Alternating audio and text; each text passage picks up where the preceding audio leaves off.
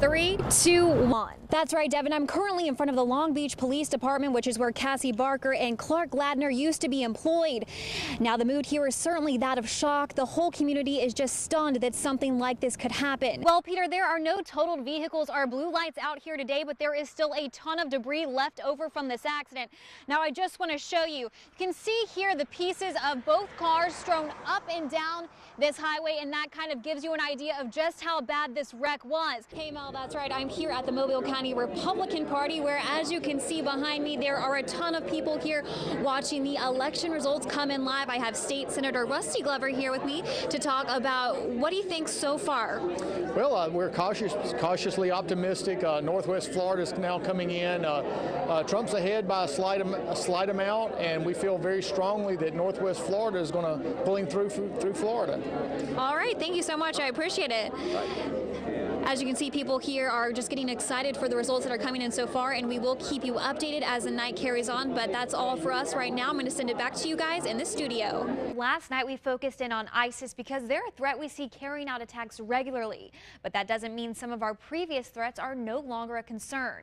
Hear what John Brennan has to say about China, Russia, and North Korea. All right, so just to give you some perspective, as you can see, this truck is sitting in about 1 foot of water, so fundamentally it's just sitting on top of the mud.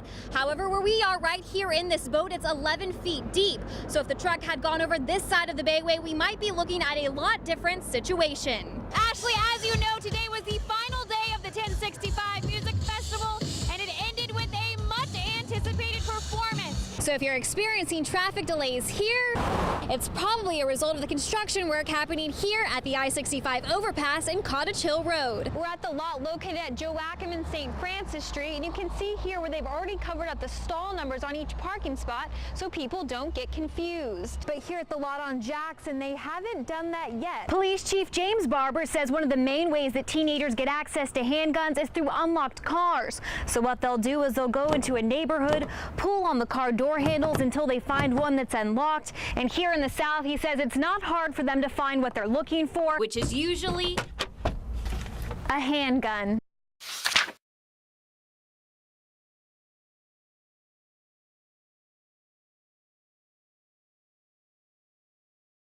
Now a story you'll see only on News 5. Reporter Alison Spann continues her interview with CIA Director John Brennan in the third and final part of her series. So far, she's covered the threats we face with ISIS, Russia, China, and North Korea. But tonight's story hones in on the director's greatest fear. Alison joins us now in the studio with more. Peter, when I sat down with CIA Director John Brennan, we discussed a broad range of topics, but tonight you'll find out what his greatest fear is and the one issue that the United States faces that keeps him up at night. The digital domain is one of CIA Director John Brennan's greatest concerns. But at a time when we face so many dangers, where does the cyber threat stack up? I sat down with Director Brennan at CIA headquarters to find out. You see and you hear a lot of things that the average American doesn't. What is the one thing that keeps you up most at night? When I think about the things that worry me, the cyber environment, that digital domain, particularly as we are all now much more interconnected. Brennan, like many other Americans, has been the victim of a hacker.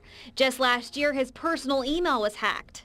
So whether it's terrorists using the web for propaganda and recruitment, there is a real challenge as far as making sure that we're able to prevent these groups from taking advantage of the openness of our society and on the internet to encourage people to carry out these attacks. Or securing American infrastructure. Critical infrastructure in the United States, whether it be transportation or electric grids or other things. And so that infrastructure, the critical infrastructure in the United States, really needs to be as protected as possible. He believes the digital domain is a vulnerable spot for the United States and one we need to focus more attention towards. In fact, last year, Brennan reorganized his thousands of employees at CIA around the changing cyber world. We've hardened our borders. We've made sure that people who are coming into the country, whether it be in airports or seaports, are scrutinized. But they can take advantage of this cyber environment and propagate their views as well as encourage and incite individuals to carry out their aims. In recent months, the U.S. government and the tech industry have been at odds, specifically over the locked cell phone of the San Bernardino terrorist. When the FBI asked Apple to unlock it, they claimed it violated civil liberties.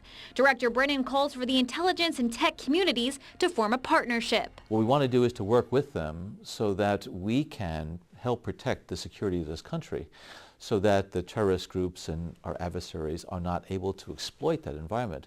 So what I really would like to do is to make sure there's going to be a dialogue between the government and industry about how we can protect the civil liberties and privacy rights of Americans while at the same time protecting their security, because you need security in order to ensure the prosperity of this country.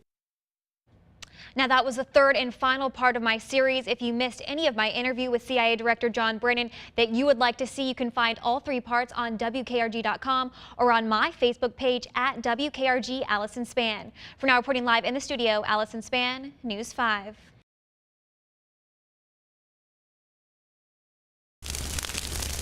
When we first arrived on scene, flames were licking the side of Shepherd House Road, and a massive smoke cloud had engulfed the top of the trees. We have about close to 100 to 200 acre woods fire. We don't know at this time the exact estimate because of how fast the wind is moving. Wind was the main concern of fire and rescue teams as they created a plan to contain the fire. Shortly after noon, the Alabama Forestry Commission began their containment efforts. We're trying right now to do a containment on it because, of course, right now with the wind blowing as high as it is, there's not a lot for us to really do on it other than protect houses. It's a big, big fire. With high winds pushing it, I saw this same truck here with the dozer on it. the fire moved in towards 2 houses at the end of Shepherd House Road, I'm wondering if they're heading up to my place. and residents were starting to worry. This is my mother's house, and my house is down the road from here. And yes, we are very worried because it's a pretty bad fire. It looked like for a moment that the fire would move in closer towards Susan's mother's home. I just hope it don't get in this field, and my mother's house being right here, that's what bothers me. Firefighters, along with members of the Alabama Forestry Commission, managed to keep the fire out of the field, but they wanted to survey it from the air. What they're doing right now is dropping some water with a water bucket on the hot spot. The cause of the fire is not yet known, but Benji Elmore says this area is a hot spot for fires and also for arson. This part of the county is common to have arson, wildland fire, arson, and you know, we hopefully will have that investigated and get to the cause of it.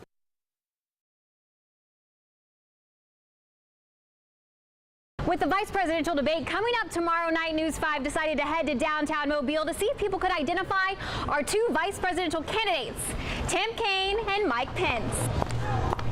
Hey guys, how are you doing today? Good. How are you?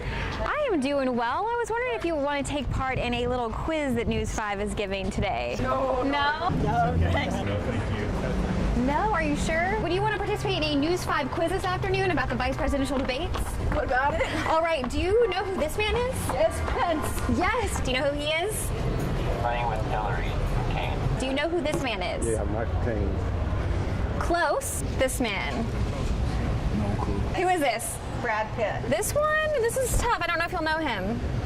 Oh, I know that guy. Oh, that's me. It looks like I'm looking in the mirror right now. Mike Pitt. Close, but no. This one is running with Hillary. Do you know who this? You know his name? Mm-hmm. Mike Pence. He's running for vice president. Mike Pence, Indiana, is the governor right now. All we want you to do is identify some candidates. Don't know none of them. You're correct. He is running with Hillary Clinton. Okay, what else?